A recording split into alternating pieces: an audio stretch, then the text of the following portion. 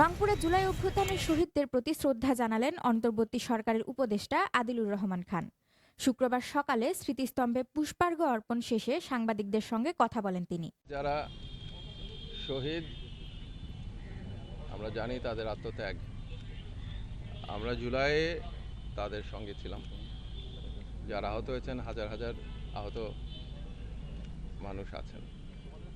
গণঅভ্যুত্থানের মধ্যে দিয়ে এই সরকার এসেছে ক্ষমতায়। এই সরকার জুলাই সনদ বাস্তবায়নের উদ্যোগ নিয়েছে এবং সেই জন্য গণভোট আমরা চাচ্ছি, হ্যাঁ ভোট হোক। যারা পরাজিত শক্তি, যারা ফ্যাসিবাদের সহযোগী, একমাত্র তারাই এর বিরুদ্ধে দাঁড়াতে পারে। তাই আপনার প্রশ্নের উত্তর সেখানেই যে যারা ফ্যাসিবাদের সহযোগী, যারা গণমানুষের প্রতিপক্ষ, তারাই অন্য কোনো চিন্তা করবে। বাংলাদেশের জনগণ, জনতার কাফেলা, জনতার জোয়ার, হ্যাঁ ভোটের পক্ষে। ধন্যবাদ। জুলাই সনদের বাস্তবায়ন এবং সুষ্ঠু নির্বাচনের মধ্য দিয়ে দেশে প্রকৃত গণতন্ত্র ফিরে আসবে, এমনটাই প্রত্যাশা সরকারের।